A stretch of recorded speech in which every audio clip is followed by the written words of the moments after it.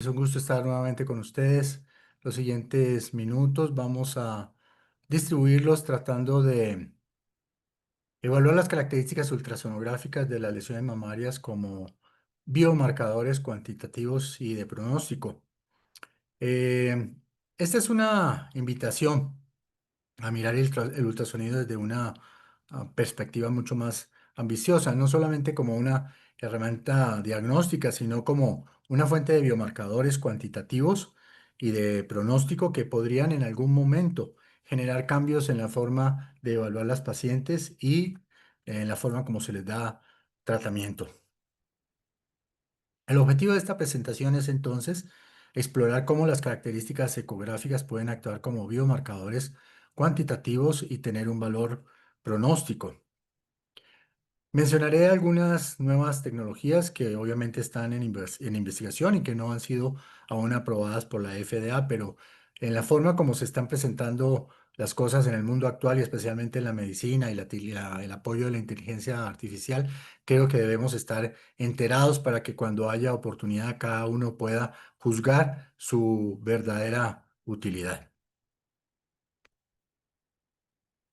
Voy a distribuir el tiempo tratando de cubrir diferentes secciones, desde un breve repaso de la historia del ultrasonido y su evolución hasta las limitaciones y recomendaciones para el uso de biomarcadores en ultrasonido. Recordemos que el ultrasonido se intentó utilizar a finales de los 70 y principios de los 80 como una herramienta que sustituyera la mamografía y no utilizara radiación ionizante. Sin embargo, sabemos que eso fracasó.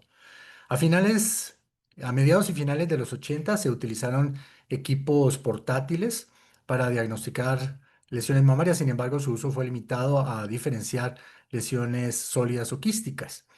A mediados y finales de los 90 se propuso entonces caracterizar las lesiones sólidas, lo cual generó muchísima controversia por las investigaciones realizadas por el doctor Stavros y sus colaboradores, tratando de diferenciar ultrasonográficamente características que nos pudieran orientar hacia el grado de benignidad o malignidad de las lesiones.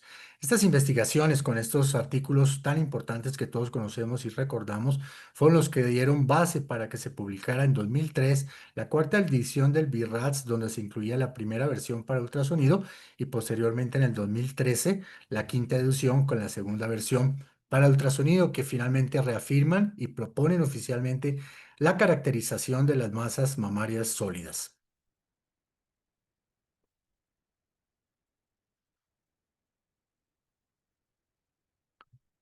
Porque yo creo que todos tenemos nuestra opinión del BIRATS. Particularmente considero que es una herramienta útil, como seguramente muchos lo piensan, y tiene pues muchos beneficios o tiene mucha utilidad porque permite realizar reportes más consistentes, menos variables y más procesables. Además permite generar bases de datos que permite hacer auditorías de imágenes para mejorar calidad y pues ha servido como un modelo para las otras subespecialidades de radiología que le han utilizado para crear su propio sistema, entre los más conocidos el TIRADS, el IRADS o el PIRADS. Ahora, el BIRATS no fue creado desde su creación, no se diseñó pensando que iba a ser un documento rígido, por el contrario, se esperaba que fuera un documento que iba a evolucionar a través del tiempo. Es por eso que probablemente en este año vamos a tener la sexta edición del BIRATS. Todos estamos con mucha expectativa de los cambios que en algún momento pudieran presentarse.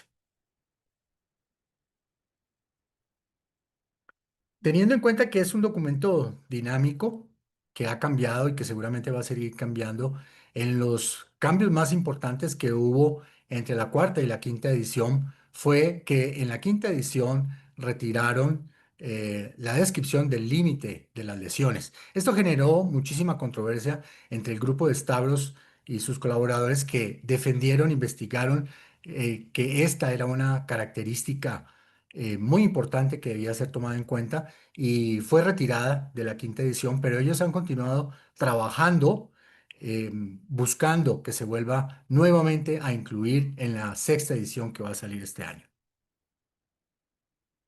¿Qué es lo que esperan ellos? Que se restaure la posibilidad de poder definir las lesiones con presencia ya sea de una cápsula ecogénica delgada o la presencia de un halo ecogénico grueso.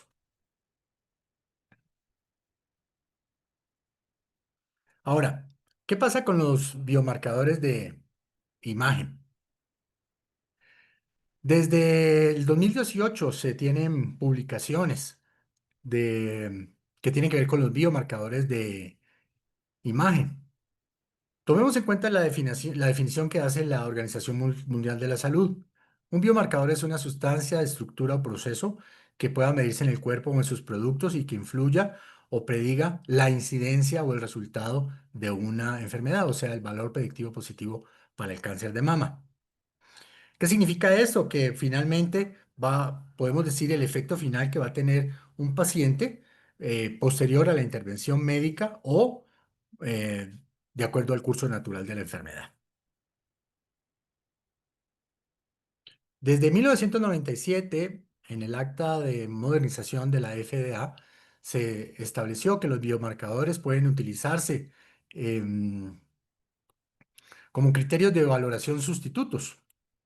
Durante muchos años solamente las moléculas biológicas fueron considerados biomarcadores, pero en el 2016 el grupo de trabajadores de biomarcadores de la FDA y de los Institutos Nacionales de Salud establecieron que tanto las características moleculares, histológicas, radiográficas y otras características fisiológicas también son tipos de biomarcadores. Les repito, desde el 2018 contamos con publicaciones muy importantes al respecto.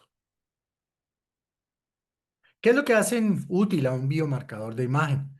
Su reproducibilidad, la objetividad cuantificable y la correlación con desenlaces clínicos. Ahora, los biomarcadores de imagen son diagnósticos, no son terapéuticos. La mayoría no tienen una alta sensibilidad ni tienen una alta especificidad.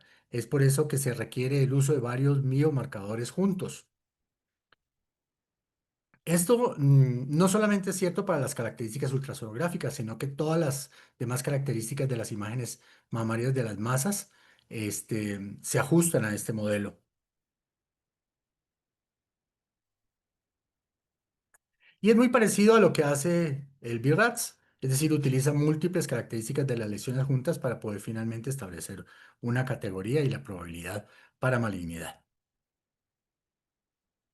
De acuerdo a su uso, los tipos de biomarcadores pueden ser diagnósticos, como por ejemplo los descriptores del BIRATS, de monitoreo, como es el tamaño tumoral, por ejemplo, predictivos, como son las mutaciones de los genes BRA, o los de pronóstico, como el estadiaje TNM.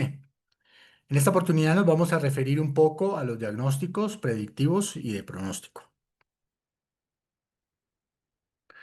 En referencia a las características ultrasonográficas, mm, los de diagnóstico hacen relación a aspectos cualitativos de las lesiones y los predictivos hacen relación a aspectos cuantitativos u ordinales.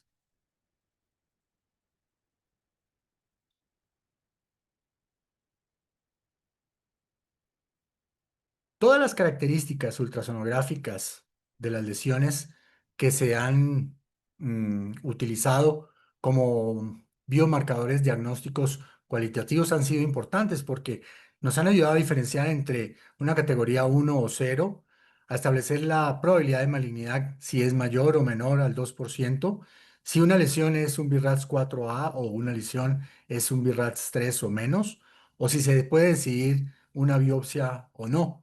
Sin embargo, no tenemos una forma objetiva y precisa de predecir la probabilidad de malignidad por encima del 2%.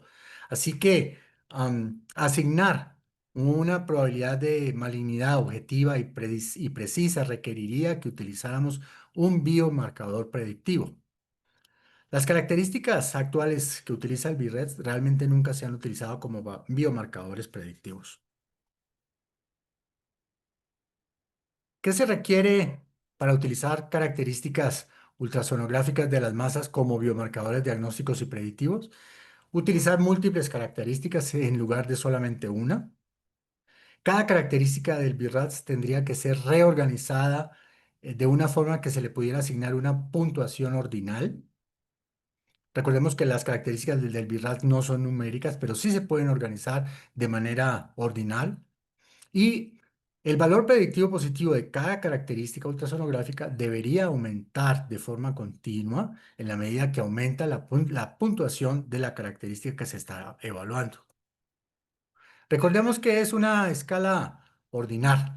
Una escala ordinal, en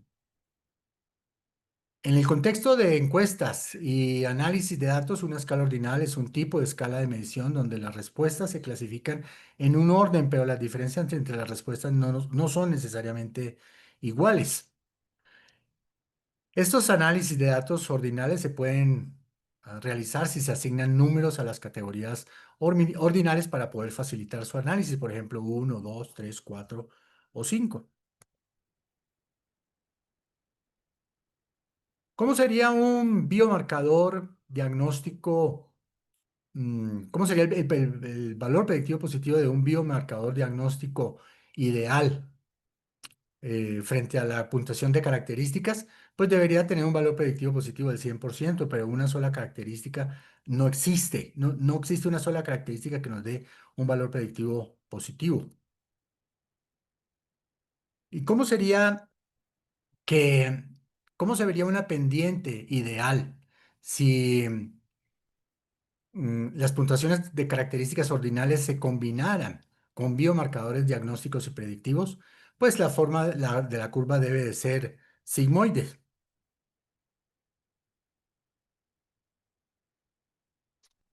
¿Por qué tiene que ser sigmoide? Porque de esa forma se desplazaría desde el centro indeterminado hacia el extremo izquierdo las lesiones que son benignas y hacia el extremo derecho las lesiones que son malignas. O sea que mejora la especificidad en su parte izquierda y mejora la confianza en el diagnóstico de malignidad en la parte derecha.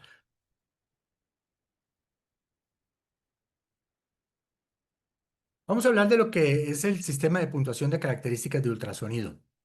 El sistema de puntuación es un sistema nuevo que está siendo propuesto por el doctor Stavros y sus colaboradores y que utilizará las características del BIRATS, pero las mezclará, las combinará y las ordenará según un valor predictivo positivo creciente.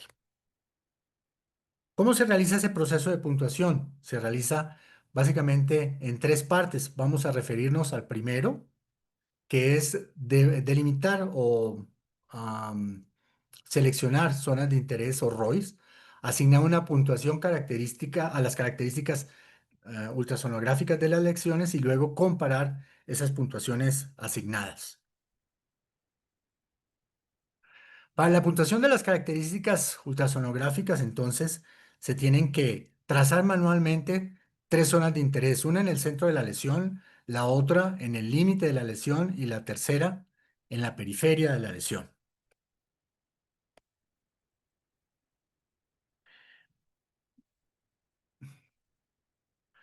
La forma como se propone eh, de decidir sobre estas zonas de interés es de la periferia hacia el centro, diferente a como muchas veces interpretamos las características ultrasonográficas en escala de grises, que nos centramos primero en la ecogenicidad interna y muchas veces pasamos inadvertidos la periferia o el límite de la lesión como tal. Vamos a ver cómo se está evaluando, cómo se está proponiendo, realizando y evaluando la puntuación de la forma interna de la lesión ecográfica. En la puntuación de la forma interna se combinan diferentes características como la forma, la orientación de los márgenes, perdón, la orientación de la lesión y las características de los márgenes. Se realiza un codificado por color de acuerdo a la probabilidad de malignidad y se asigna una puntuación de 0 a 5. Cada color está asociado a una característica del BIRATS en la misma forma como cada puntuación está asociada a cada una de ellas. Las de menor puntuación son las lesiones benignas, las de mayor puntuación son las lesiones malignas. ¿Qué es lo que han encontrado? Que el valor predictivo positivo aumenta en la medida que aumenta la puntuación de las características, que los valores predictivos positivos más bajos se asocian a las puntuaciones más bajas y que los más altos se asocian a las puntuaciones más altas. El valor predictivo positivo era 3,8 más alto para las lesiones irregulares con ángulos que las irregulares que no tenían ángulos y que la tasa de falsos negativos era de 2,6, mucho mayor en las lesiones ovaladas que no tienen mm, el doble de ancho que en aquellas que son ovaladas planas donde el diámetro mayor es el doble del diámetro anteroposterior.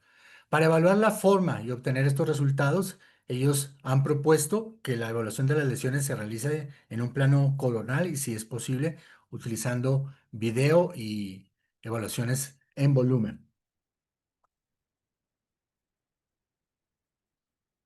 Vamos a ver cómo se realizó la puntuación o qué resultados dio la puntuación de la ecogenicidad interna de las lesiones.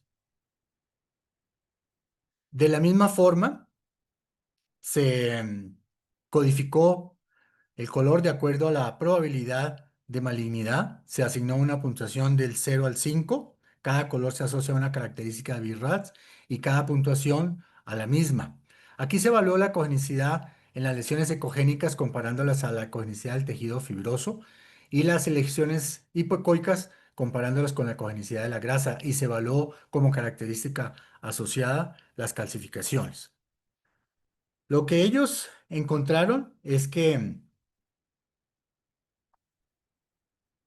de manera similar el valor predictivo positivo aumentó en la medida que aumentó la puntuación, que el mejor resultado se obtiene cuando se combinan las características, que los mejores predictores de malignidad se encontraron en las lesiones que son marcadamente hipoecoicas y en aquellas que tienen asociación de microcalcificaciones, y que el valor predictivo positivo en 2,7 es 2,7 más alto para una lesión marcadamente hipoecoica comparada con una lesión isoecoica o moderadamente hipoecoica.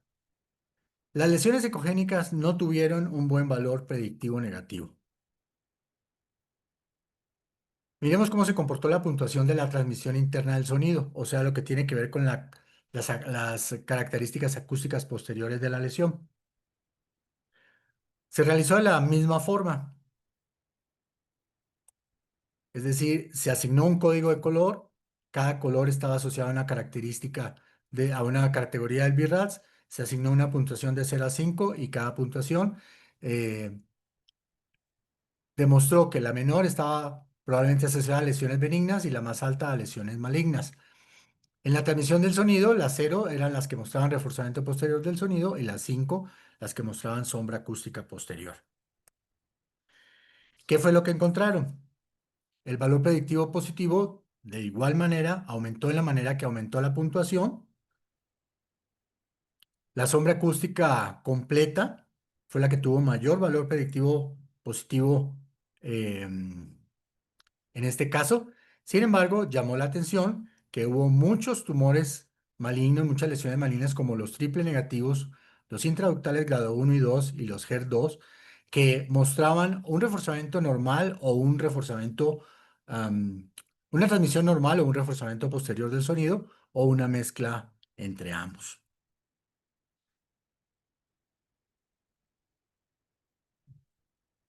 Ahora, la puntuación de la cápsula externa es es uno de los tópicos más importantes en los cuales ellos han estado trabajando, buscando que se vuelva a reintegrar dentro del sistema del BIRATS, ya que, como mencionamos, fue retirado en la quinta edición. En la misma forma, mm, se se hizo la metodología y el 0 se asignó para las lesiones que tenían una cápsula completa y en este caso la puntuación fue de 0 a 6 y la 6 cuando en el margen de la lesión había espículas ecogénicas y retracción de estructuras adyacentes. ¿Qué fue lo que encontraron? Encontraron que la presencia de pequeñas espículas en el límite de la lesión tenía el valor predictivo positivo más alto.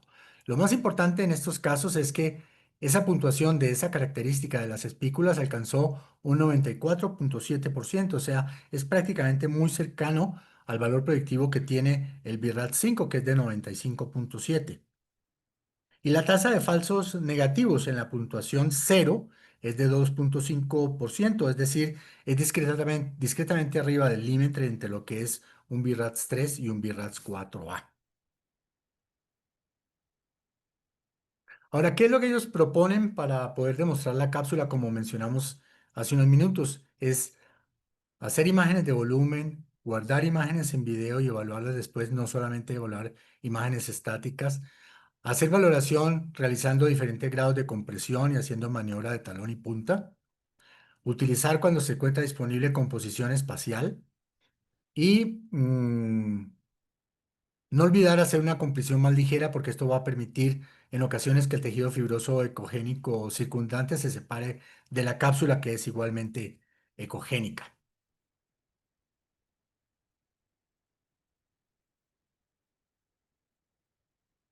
La puntuación de la zona periférica externa, es decir, de la forma como se comporta el tejido circundante de las lesiones, se adaptó de los márgenes y características asociadas de la quinta edición del BIRATS. Igual, se asignó eh, un color para cada característica del BIRATS, se asignó una puntuación del 0 al 6. mm,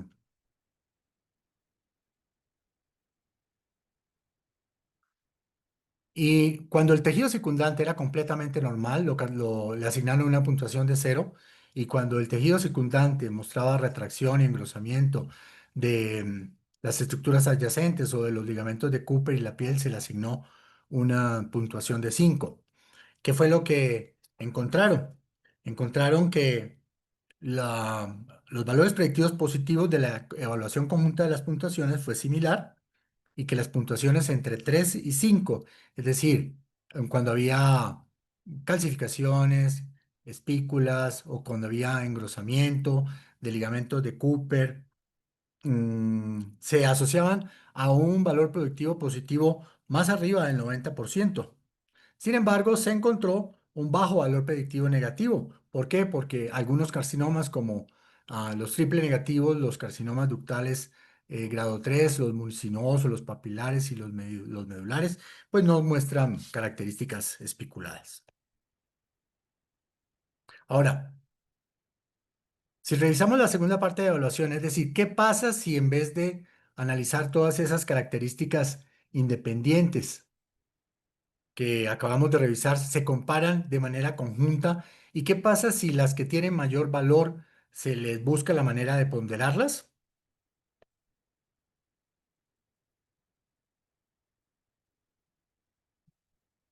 Pues lo que vamos a obtener es que vamos a comprobar que los valores predictivos positivos van a aumentar en la manera como se aumenta la adición de todas estas puntuaciones y se va a obtener finalmente una esperada curva de forma sigmoide.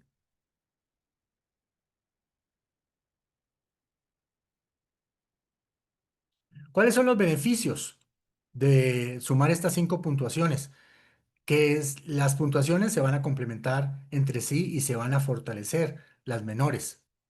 Que además se mejoraron las puntuaciones como predictores positivos y se mejoraron las puntuaciones como predictores negativos. Así que se mejoró la especificidad y la confianza de los diagnósticos positivos.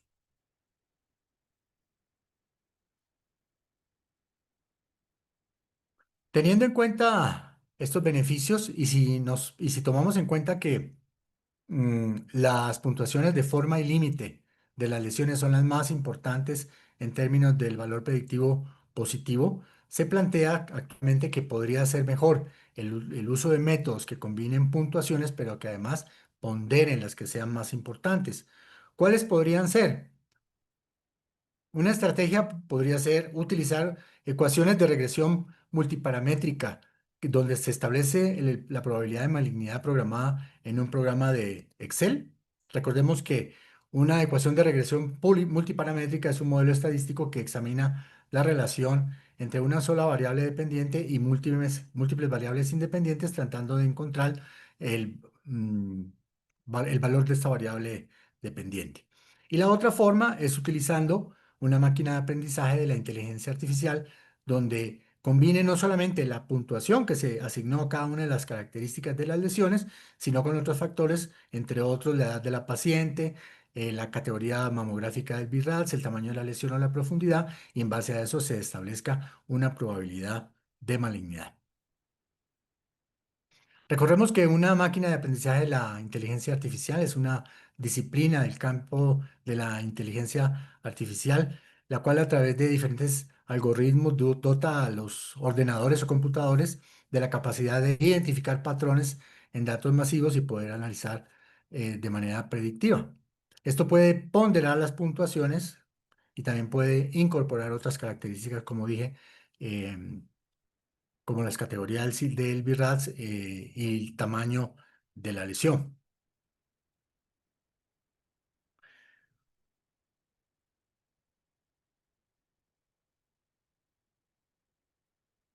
Entonces, la inteligencia, la inteligencia artificial está demostrando ser muy útil, sobre todo en clasificar las lesiones que tengan una probabilidad de malignidad mayor al 2% y realmente funciona como un biomarcador diagnóstico y predictivo. ¿Cuál podría ser el futuro de esto? Pues simplemente lo que se conoce como un deep learning, que es una parte de la inteligencia artificial que se encarga de unas evaluaciones mucho más detalladas.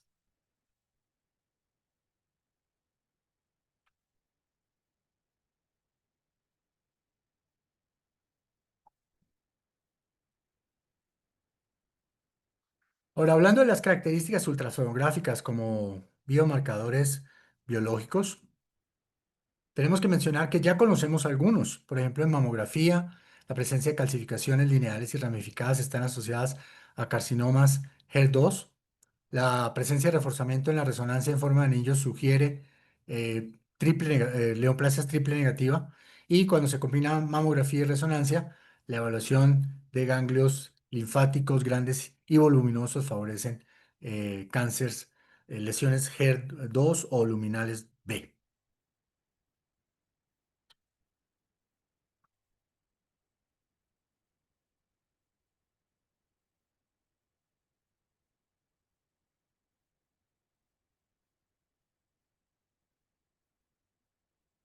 ¿Cuáles son los biomarcadores de receptores sustitutos en el cáncer de mama que podemos correlacionar con características ultrasonográficas de las imágenes?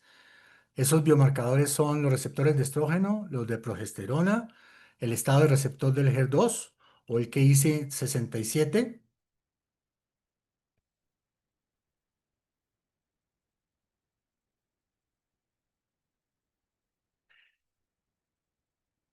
que pueden evaluarse de una manera bastante representativa cuando se toma en cuenta la transmisión del sonido. La transmisión del sonido es un biomarcador pronóstico muy potente, sobre todo para los casos que acabé de mencionar, porque se correlaciona con el estado de receptor de estrógenos, de progesterona, cuando el de estrógeno y progesterona son positivos o cuando el de estrógeno es positivo y progesterona es negativo, con el estado de HER2 o en el KI67 y a la vez ayuda a distinguir los nódulos linfáticos axilares cuando son negativos o son positivos.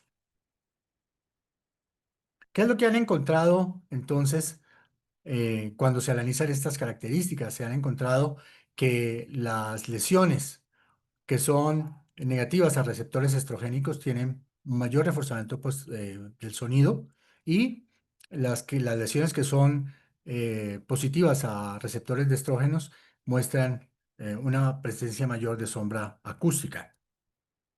A su vez, cuando los receptores de progesterona son negativos, hay un mayor reforzamiento posterior del sonido y cuando son positivos hay una presencia mayor de sombra acústica.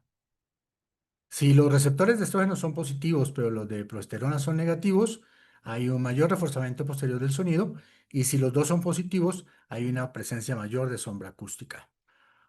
A su vez, la presencia de un reforzamiento parcial del sonido posterior se encontró muy asociado a las lesiones HER2 cuando son positivas y la presencia de sombra cuando son HER2 negativos, como en este caso.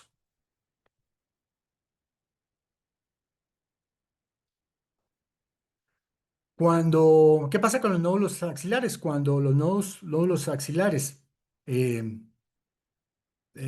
son benignos, muestran un reforzamiento completo o parcial, y cuando los nódulos axilares son malignos, pues se encuentran asociados a una sombra acústica.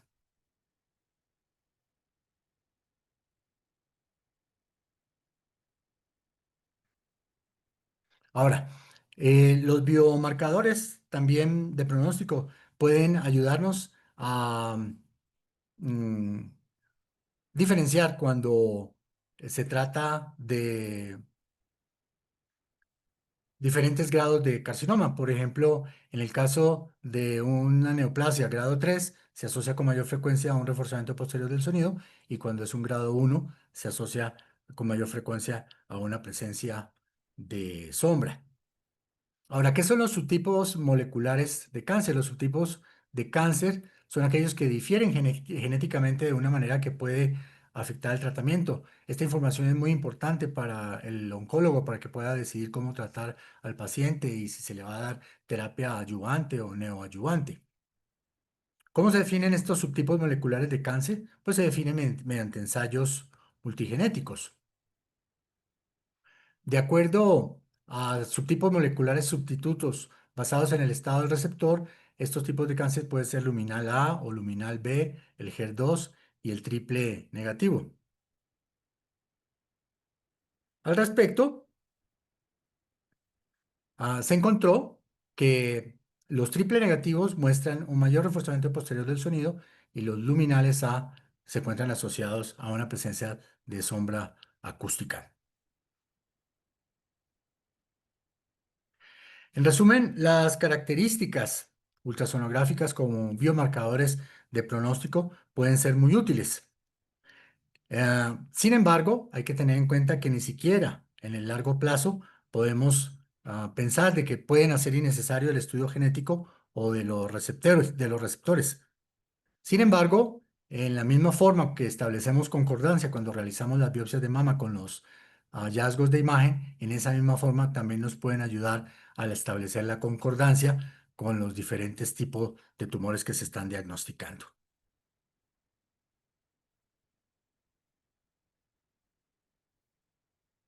Creo que toda esta información es muy importante. Creo que debemos estar abiertos y a la expectativa de la utilidad que puedan generar. Y obviamente todos estamos a la expectativa de los cambios que se puedan presentar en la sexta edición del BIRATS, y solamente hasta allí vamos a poder intentar trabajar de una manera más organizada, tratando de buscar dar una mejor atención a nuestras pacientes. Muchas gracias.